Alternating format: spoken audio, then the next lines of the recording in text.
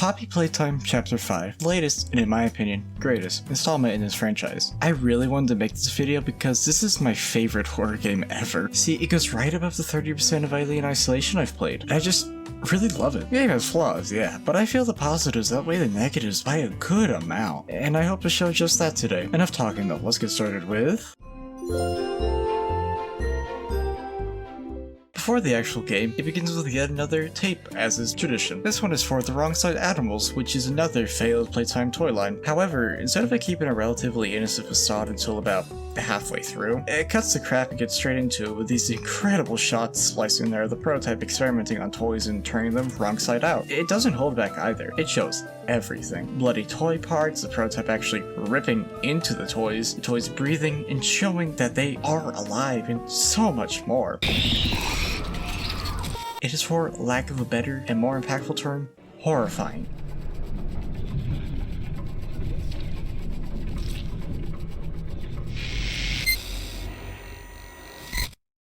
I had to get that little bit of gushing about the chapter out. I'll save most of it for the positive section. Anyways, the chapter starts at the end of chapter 4, with us being trapped in a security checkpoint before the labs, along with a very injured and bloodthirsty Huggy breaking down the door for obvious reasons. Once he squeezes his way out, the door behind us opens as he makes a beeline straight towards us. We of course run away from him, going through different sections of this part of the labs. Eventually we are able to lose him and are given a breather, but as we're forced to stay in this evil little spot to turn off the final fire thing, he breaks down the wall and starts chasing us once more. We're eventually led into an elevator, but unfortunately he's right on top of it trying to break into it, grabbing at us. While we're dodging his hands, the door opens with a hand scanner on the other end, probably relating to fixing the elevator, so we obviously try scanning it, but he grabs a hand and rips our grab pack clean off as we are sent plummeting into probably the final layer before the mantle of the earth, along with the title card drop. We thankfully survive and begin exploring the area. However, we are now defenseless and vulnerable to the little gremlins scattered about, which are smiling critters, nightmare critters, and probably some other types of toys turned wrong side out by the prototype as shown by the tape at the beginning. Nothing of note really happens during this initial portion. It boils down to finding a door guarded by a critter, finding a lever to turn on the light to scare it away, and going to the door, rinse and repeat. However, we eventually find a lobby toy which has both a flashlight and blacklight built in. The blacklight can reveal invisible ink markings which help with puzzles, finding secret collectibles, or viewing some silly drawings. We continue making our way through the area, now using the built-in flashlight to scare away the little ones. This goes on for a good bit. This section isn't the most interesting, which I will talk about. But we finally find a master key and go through the door at the beginning of this part. Just a few steps in, and we are jumped by one of the critters. However, we are saved by a little guy called Giblet, who's a character from the cutout at the start of this part, but wrong side out as punishment from the prototype for something not yet explained. He begins leading us to a secret highway when all of a sudden the main man himself, the prototype, shows up with this really awesome scene that makes it known that this really is his domain. Luckily, we don't get caught and continue on our path. Giblet gives us an opportunity to rest for a bit, and after that points us in the direction of where we can get a replacement grab pack. After a bit of exploring, we make it to the place that Giblet is talking about. It's the boiler rooms that the Admiral before was talking about,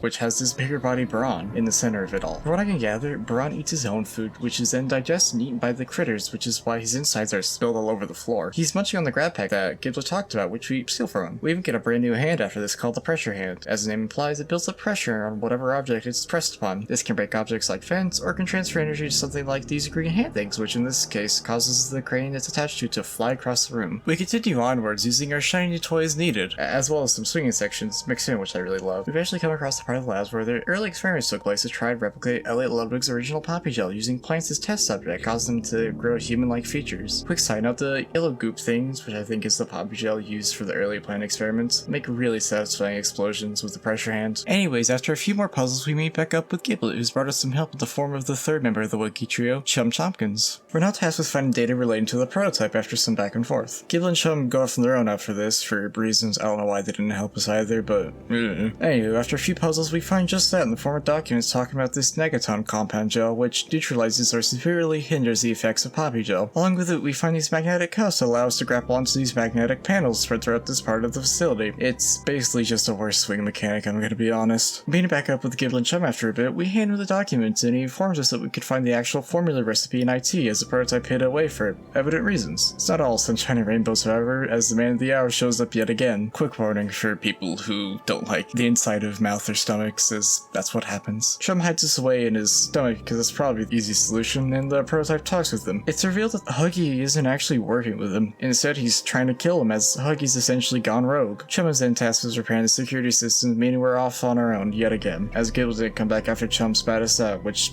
I understand. I'd be terrified too. Chum also gives us a pat on the head, which I really like, before leaving us, but that sadly marks the end of his involvement in this chapter, which is summed up in about less than 300 words, if I had to say.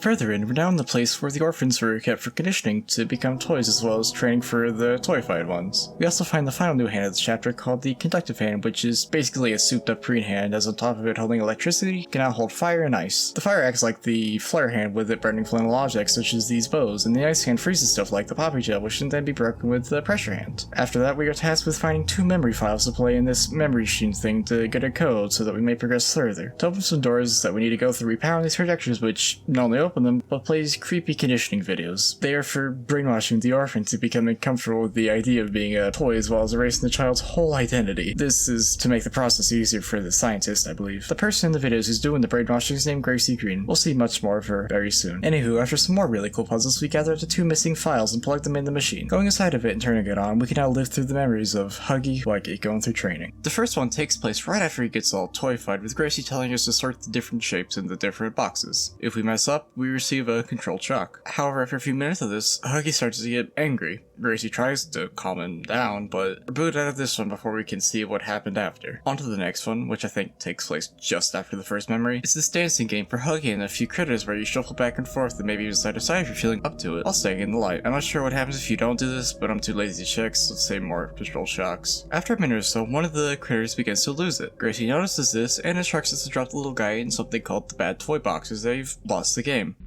No, please, tell me who I am! Please, don't put me in the box! Don't put me in the box, I'll be good! Or please, don't put me in the box!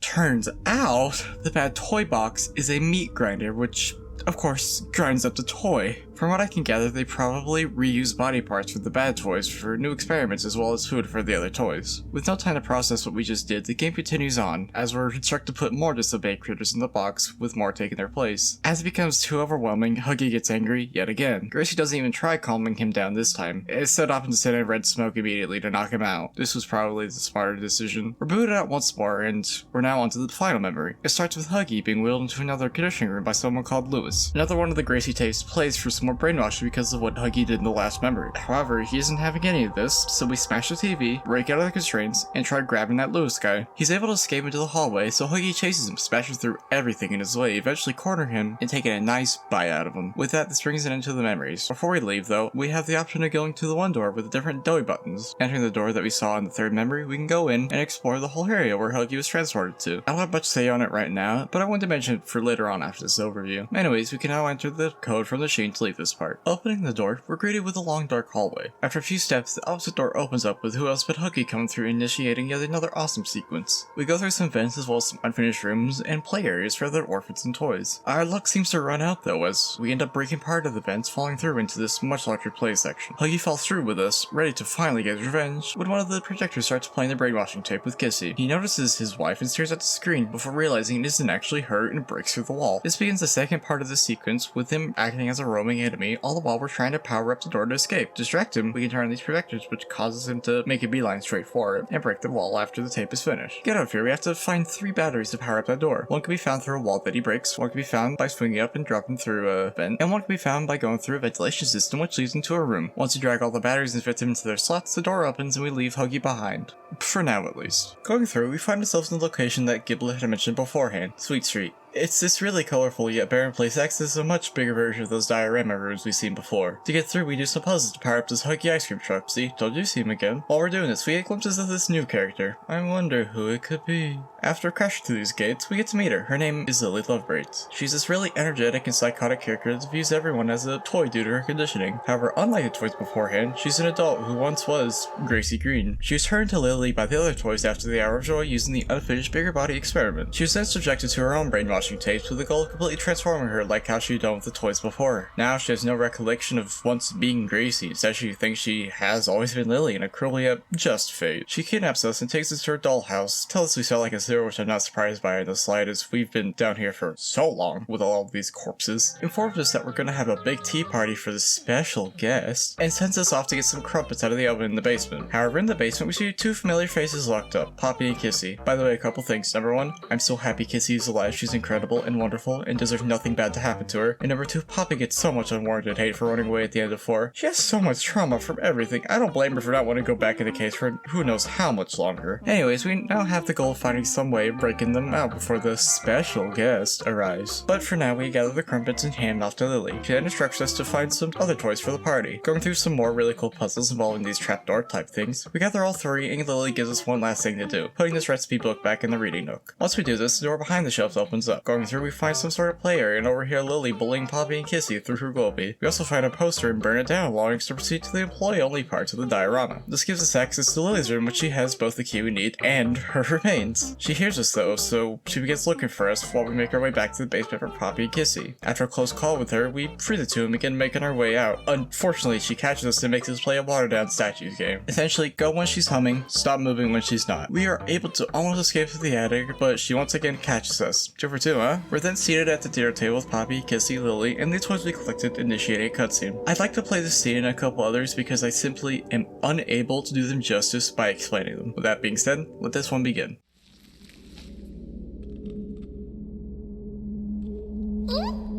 Our special guest is going to be thrilled. He's going to kill them all. No, Candy, not Poppy. She's always been his favorite. I think she's a little asking Annie. She is a little asking Annie.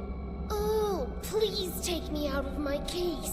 Oh, please rescue the orphans. Oh, please blow up the whole factory and burn everyone alive. Oh. Our special guest is here.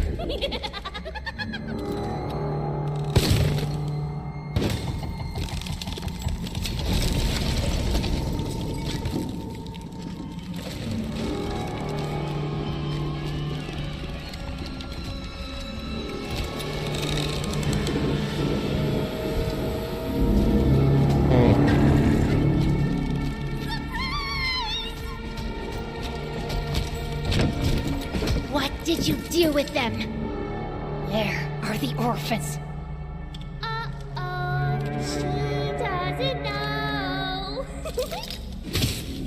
I did. What I had to. They're In a better place now. You're a monster! I built us a home and kept us safe. And you repaid me by bringing in an outsider. Plotting to destroy the only heaven you or I will ever get. I had hoped your time in the case would help you see. reason. I see now. This was my fault. You act Like a child, because a child. is what they made you. You're hurting me! Don't be afraid. I can fix you. Poppy? I Can make will. better. Stop!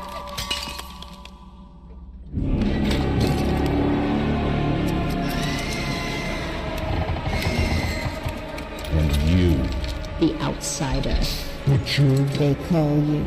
Shall we see what you look like? wrong side out. Don't touch her.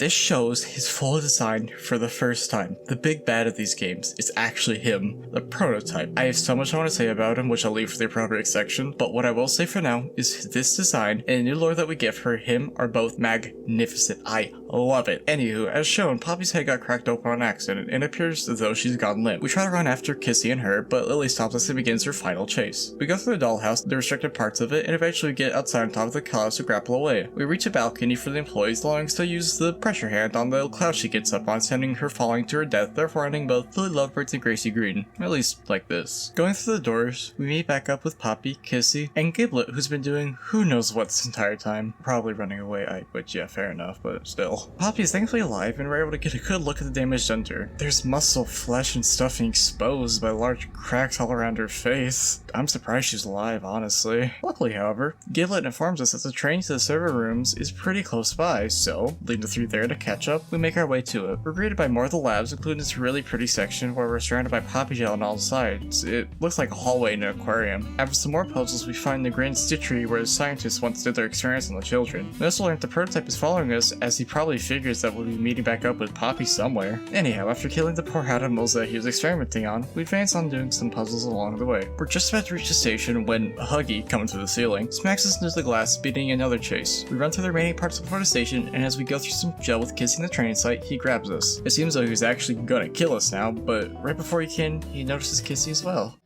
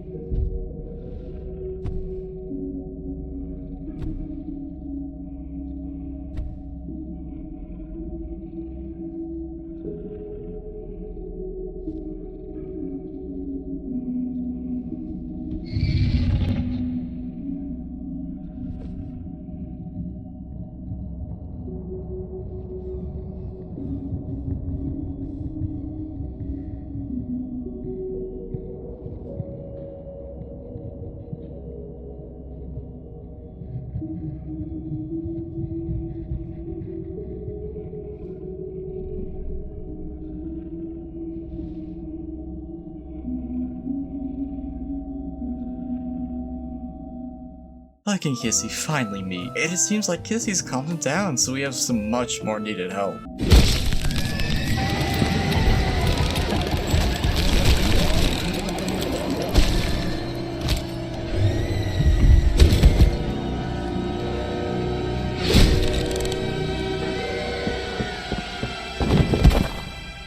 The prototype killed him, and evidently, we're next as this begins his first chase. We get on a train as Giblet starts it up. Unfortunately, the prototype isn't far behind us as he runs on the tunnel in the train trying to kill us and catch Poppy. He stabs with windows and ceilings in the train, all the while using his distorted voice to mimic our past foes and a few other important characters like Elliot Ludwig. We're given opportunities to slow him down, like sending a ton of explosive barrels at him, which don't do a thing to him except lighting him on fire. We are eventually able to get to the end of the train where we freeze him in place and jump off, while it and the train are sent straight to the wall with the train exploding.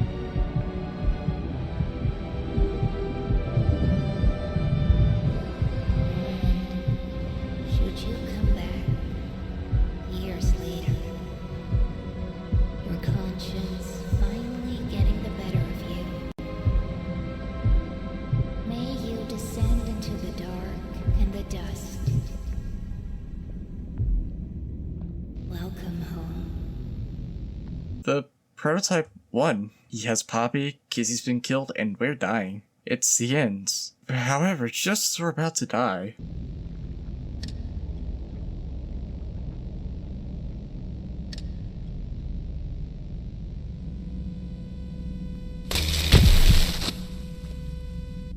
I thought you were gone.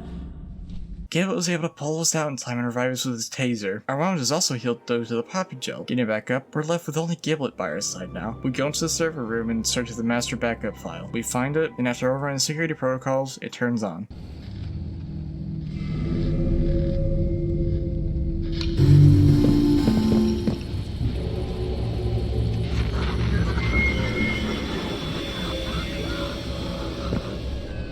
Well now, this is a rather interesting turn of events.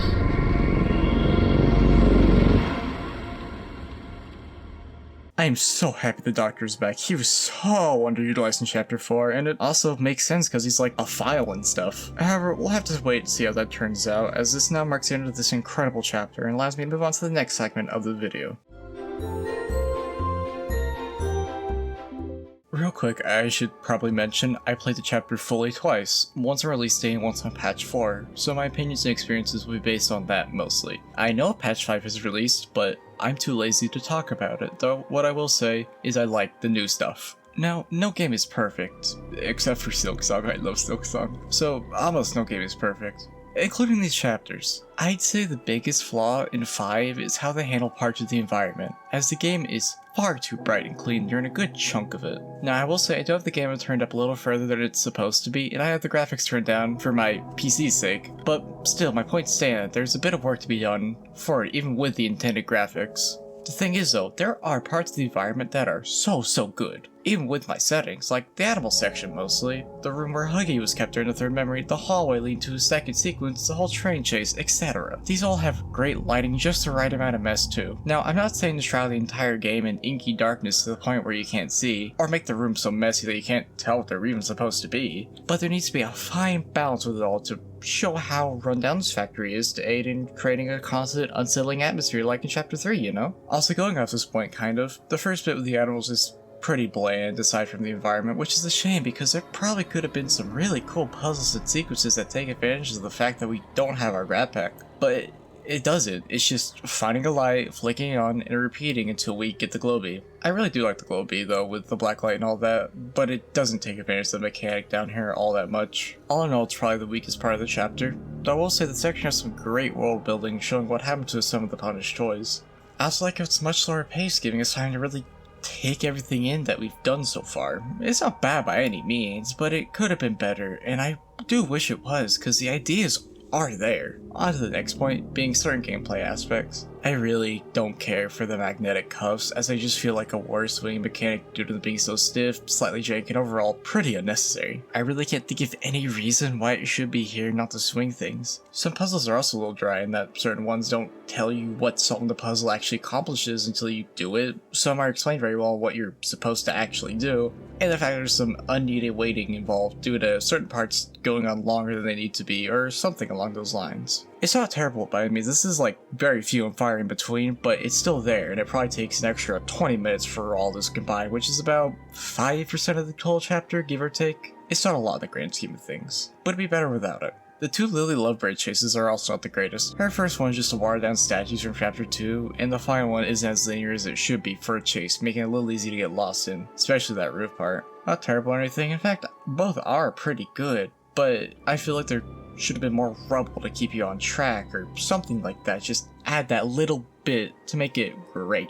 However, a criticism that I have been hearing during my research for this chapter in regards to the gameplay is that apparently certain chapter sequences are very trial and error. I don't agree with this in the slightest. Every encounter in this chapter, aside from the Final Lily one to an extent, make sure you know where to go and what to do. Also, everything that you interact with in those chases sequences, including that Final Lily one, have been shown time and time again in puzzles to ensure that you understand it. It never enters something new that you have to do. The only new things in these chases sequences in regard to the gameplay is how the toy gets it, like the prototype stabbed through the train, so it's new and fresh, while still being completely fair and understandable due to the puzzles and such that lead to it. In addition, stuff for the chases, like the gas wheel and the prototype one, one have a distinct white outline around to make sure you know to use it. I feel it communicates what and how you're supposed to do stuff pretty well for everything, so that if you die, it's on you and most likely your nerves from the spooky scary stuff. I can't really speak on chapters 2, 3, and 4 since it's been a bit since I've played them, but I doubt they have trial and error parts in them either. Moving on, Giblet feels underutilized. He's not as much as I've heard people say. I mean, he saved us twice, started up the train to help us escape, and gave us an opportunity to rest for once, but he could have definitely done more, and I wish he did. Like, I do enjoy how we're separated from everybody during the second portion to give us time to really soak it all in, as well as giving Huggy the spotlight, but I feel as if it would have been better if he was present during the dollhouse and events to try and help us by opening doors we can't get to or something along those lines. Though it might have clashed with Lily's whole thing too much, so I don't know. I just wish he did a bit more. Going forward to the final negative aspect of this chapter for me is that a couple of very specific parts of dialogue are pretty iffy. Like with Giblet, the part where he pops out of the vents after the Lily Lovebird sequence and says, "Look, I told you I'm not a hero. Is she okay?" I feel as if it would have been better if this was replaced with something else not related to the whole hero thing, because it would have made the ending part even more impactful as a callback to the first bit with him and his whole character in general. Though this one is very nitpicky, unlike some parts of Lily Lovebird's dialogue. I do love how she mentions the bad toy box for punishment, as it shows some drastic effects of the brainwashing, as fear of that is drilled into the toys' minds that keeps them in check. What I do not love is that she says it like 15 times, half of which come from her final chase. It starts to lose a bit of that luster the 8th time around, don't you think? I will say I did enjoy losing with my friends in a call when I played this on release day, specifically the last part of her final chase, as I kept dying, but just kept replaying that one variation of it. Now the whole repeatedly dying thing is pretty much on me because I knew where to go, but you'd think they would remove the voice line after the first time it's said because it's a checkpoint, meaning if you die, you will hear it again almost immediately. However, if you're good at the game, it won't be as grating. With that, the negative section comes to a close, allowing me to properly gush about this chapter as I've been wanting to do from the very start of it. In my opinion, Chapter 5 just does so much right, and what shows us the most, for at least me, is the beautiful art and animation. The sets and locations, while they can actually be better in terms of horror, are amazing. The animal part, like I said, has such great world building and shows the miserable conditions these exiled toys live in and how they deal with it by making the most of their situation by building houses or whatever they can find, trying to live a life that they never could and still can't because of playtime and now the prototypes corrupt justice. The toys aren't animals, they're people, and sections like these really drill it in your mind. The labs, which includes the diorama, show the depravity of the company as well, with stuff for the children like the posters and games only being there to calm them so that there's less resistance for the brainwashing room, which of course leads to them being turned into toys. All the while, the facade still continues. It shows how the company doesn't view them as people, but instead assets, with stuff like the posters only being there to make it easier for the scientists. There's no genuine comfort behind it. I could go on for this, but the other areas I didn't mention have similar aspects as well, as just everything being fantastically modeled and textured. The designs for the newly appearing characters are also amazing. The wrong side animals are pretty neat designs. I like their gimmick of turning inside out, but I more so like them for what they are in the story, which I will get into. Giblet looks so messed up and a little gross, but intentionally so, because of him being wrong side out. Chump Chompkins has a really cool design too, with his sick stomach mouth. I like it a lot. Ragbags and Gutter plushes, which are little animals that scurry around, have some really metal designs. They're so gross, I love it, as it shows how truly messed up this punishment is. Lily Lovebirds has such a wonderful and slightly uncanny design, as it's like right in the middle of a human and a puppet. Honestly though, I do wish they leaned more into the whole puppet design, with maybe a mouse similar to that and a slightly wooden texture, which I feel would link back to the wooden heads from that tree infused with some of the beta poppy gel pretty well. I also wish she used her hair to walk around while her body remained relatively limp in the air, maybe giving off the appearance that she's being puppeteered. It'd also be like Doc Ock, which would be cool I think. However, I still do really like the design a lot, especially her red eyes, which, while simple and probably a little cheesy, I feel work really well to give off this crazed feeling. Now for a design that I've been wanting to talk about since I saw it in the game for the first time, fully, the prototype. This design is genuinely incredible, without a doubt my favorite from this entire franchise. It mixes toy mechanical aspects so well, and that gesture base, oh my goodness, I love it. It also gives us more insight to his character. He could have easily replaced all the gesture tires with mechanical, more practical pieces, but he doesn't, as he wants to be presentable to the toys and himself. He also uses the toy pieces to make an example of the toys and give them a new purpose. I really like both of these aspects so much. However, I do wish he used the huggy, kissy, and mommy arms more, because he uses the mommy one once to try and trip us, and that's it. I feel a really good opportunity to show off the extra arms would have been when his legs were frozen in the poppy ice. Like he could have beaten down on it with the kissing hugging arms while reaching for us with the mommy one. However, that's really my only complaint. Safe to say, I'm rather fond of his design, and if I were a fan of the franchise from the beginning, which I wasn't, I got into the game a little before Chapter 4, I would be more than happy with it. The animation for the game is incredible too. The gameplay animation, great as always. I mean, just look at these walk/run cycles, they are sweet. Those drawing animations during the Gracie tapes are wonderful and give off that perfect feeling that they're going for, and the cutscenes this time around are the best in the franchise, especially that tea party and ending scene. They show off the characters so well. Next up is a horror that does really well. That beginning animal tape is so good and horrific. Those smash cuts from the actual commercials with the prototype ripping into toys and right back to the commercial are amazing. It creates a sense of chaos all the while still remaining very unsettling, especially whenever one of the toys actually moves. That breathing at the end is downright terrifying. It's without a doubt my favorite beginning tape, though Chapter 3's is up there. The other VHS tapes are also great. All the Gracie ones are even more unsettling and creepy. The visuals, all the liquefy tool, are so good, and the actress knocks it out of the park, especially during the memories. Speaking of, the huggy memories are, I feel like a broke record saying it, very disturbing too. Everything told in the games up until that point do a great job of describing what these children went through, but actually living through small portions of it elevate it to a whole nother level. Moving on, the characters in this chapter are also wonderful. I really like how Gibbet lacks a lot of confidence and doesn't believe himself all that much, but he's still able to help out and do good things without realizing it. It's setting up what I believe will be a really good character arc, him realizing that he's much more than he gives himself credit for, therefore pushing him to be the toy savior that they need. Poppy, I think, is just flat out depressed this chapter, everything she's been through, yet she's still standing after everything. I really like that, and her character as a whole, as she's progressively maturing through each chapter as she's kind of forced to grow up, being a leader that she never really wanted to be, but still doing her due diligence to be a good one, despite her flaws. Huggy is practically a new character because we didn't get a whole lot about him in Chapter 1, and while he's been expanded upon in notes and such, they don't really show who he is fully. However, in the chapter we get so much more about him, like how, along with looking for us to kill, he's also been looking for Kissy this whole time, which has been kind of hinted at in posters and lore, but now it's outright shown in the sequence with the projecting Kissies. It's done so well and wraps up his whole character in such an emotional way with that gut-wrenching scene at the end, which I'm not fleshed out much, I still like, with him being set up as a spy for us. No doubt he'll be big help in the next chapter. I'd be surprised if he wasn't. Lily and Gracie are some of my favorite characters from this franchise, hands down. I love how Lily ends up being very similar to Gracie's persona, with her acting really childish all the while being filled with malice. It makes it to where Lily, in a way, is present throughout a good chunk of the chapter, building up to her actual appearance, but they're still two separate characters. Gracie is downright evil, as she knows what she's doing to these children.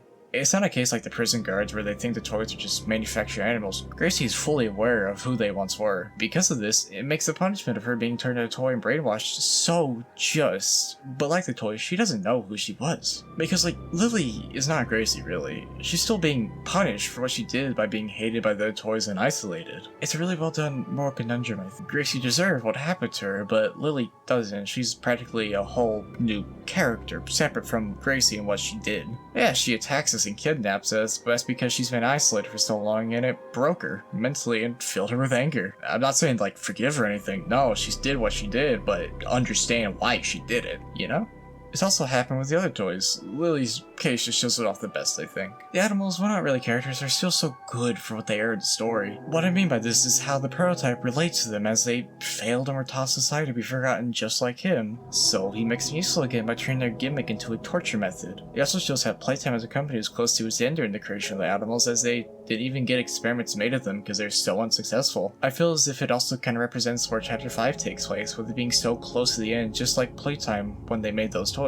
All of this is what I wanted the Nightmare Critters to be. Another failed toy line that welds the story in a unique way instead of just being smiling critters too. The prototype, like Huggy, has been fleshed out a whole lot more due to much more information about him getting revealed. One of the big things, if not the biggest thing, being his motive for all this, which is to achieve permanent immortality so that he, Poppy, and select toys can live out their own life. To do this, he needs Poppy, as she's the key to figuring it all out, due to her being the only other toy aside from the prototype to not require food, as they were both made with the original Ludwig formula. I assume he'll most likely take her apart to attempt reverse engineering it, which would be really gnarly in Chapter 6. He also wants her to join him as they're siblings, it turns out. You see, Elliot Ludwig had adopted a child, Ollie, after human Poppy died. He did this to use Ollie as a test subject in order to figure out how to bring Poppy back, which made him to the prototype. From this, Ollie became resentful of Ludwig Ludwig and everything relating to playtime, rightfully so, causing him to recruit new toys to help aid him in the hour of joy. Now he acts as a ruler and runs the whole factory, killing or mutilating those who get in his way. Thus, he ended up just like the people he hated so much, experimenting on innocent children with the goal of figuring out immortality. Although, unlike the scientists in Leith, he still has a human side to him as he doesn't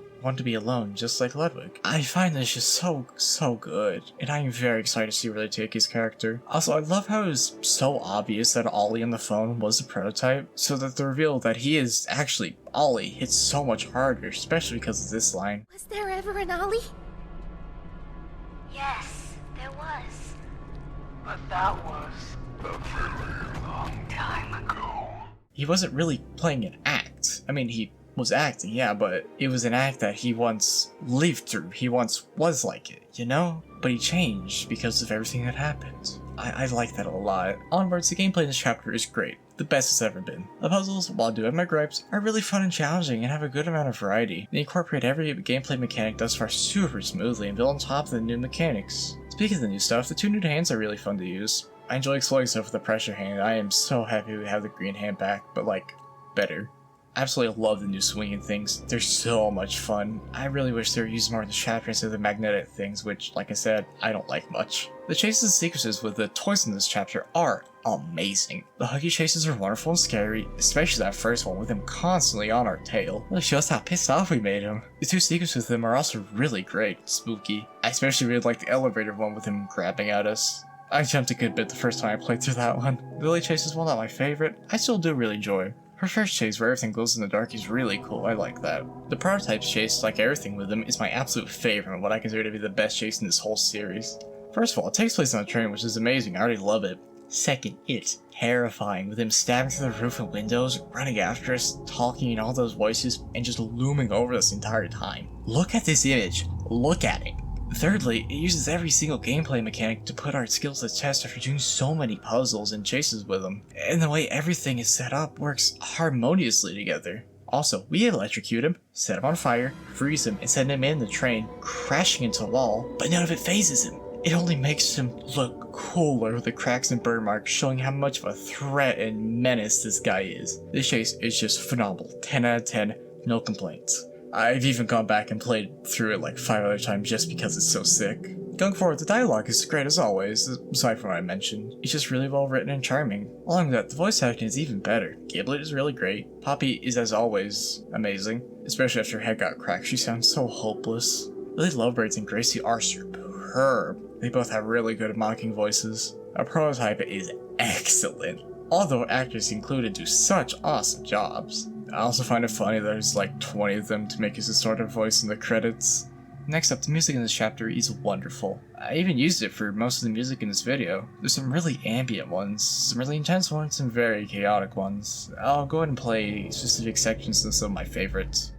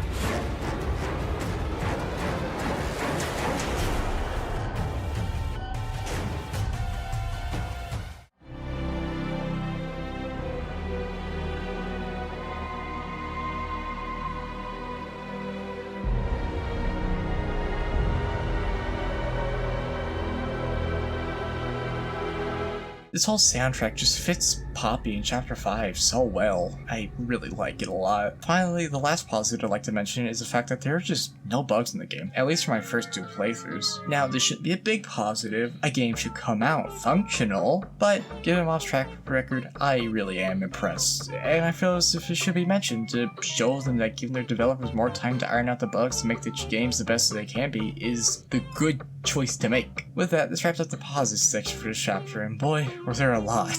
I do have a few more things I could add to this section. I don't feel like it though. The script's already long enough, I'm tired. Anywho, on to.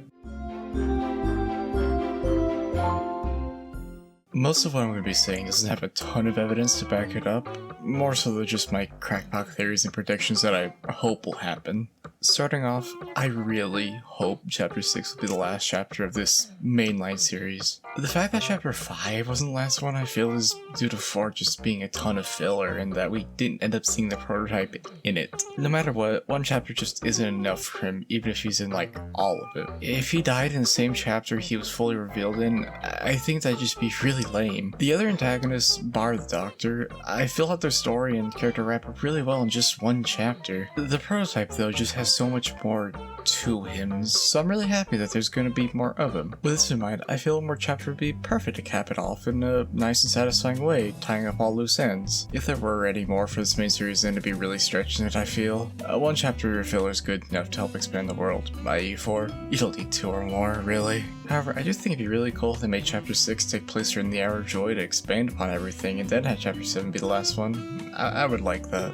Also, I of course would like spin-offs too, for different factories and stuff, but this main series needs to end, I feel, at 6, if they don't end up doing the whole Hour of Joy thing. Next, I really want the next one, or ones, to be much more horror-focused. Like Chapter 5 has some really terrifying things in it that I feel outclass similar stuff in 3 and other horror games, but 5 just doesn't have that oomph to it. It's too bright and clean. I want this next chapter to be so scary that I'm physically unable to play it for a few hours. I want it to be like some sort of mind-melting experience. I would love that. I do think this has a good chance of happening too, as they always listen to the community regarding most criticisms, and a job opening for a senior game designer popped up like a month ago which had this line right here. If the prototype ends up being anything like the Xenomorphs AI in Isolation, that would be so incredible and horrifying. I want that, please. We would be in for a time. Moving on, Chum will probably be our ally. I mean, he's been set up to be working as a spy, so I see no reason why he wouldn't be helping us. I also feel if he did end up being our ally, he maybe could stitch the non-damaged parts of Huggy and Kissy together and dug them some poppy gel to bring them back in a way that doesn't devalue their deaths or impact on the story. Alternatively, maybe the prototype alone do the same thing to give himself some more firepower. It makes sense too, I think, as in his eyes, TV makes them useful. Again, to go along with this, maybe those hunters he mentioned are toys made from bits and pieces of our past foes and other dead ones to, again, make them useful once more. These would be side antagonists in this case to allow the prototype to do what he needs to do with Poppy,